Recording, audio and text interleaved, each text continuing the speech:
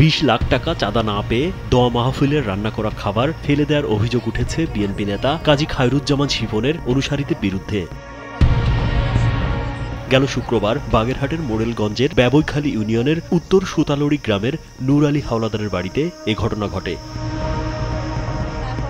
স্থানীয়রা জানান, প্রবাসী জাহিদ ইসলামের শতবর্ষী অসুস্থ বাবা মাকে দেখতে সম্প্রতি গ্রিস থেকে দেশে ফিরে ঢাকায় একটি হোটেলে ওঠেন।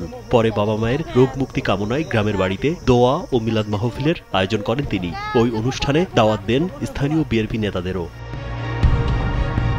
শিপনের অনুসারীদের ভয়ে দেশে ফিরেও গ্রামের বাড়িতে যেতে পারছেন না ওই প্রবাসী। প্রশাসনের কাছে অভিযোগ করেও প্রতিকার পাননি বলে অভিযোগ করেন প্রবাসী জাহিদ ইসলাম।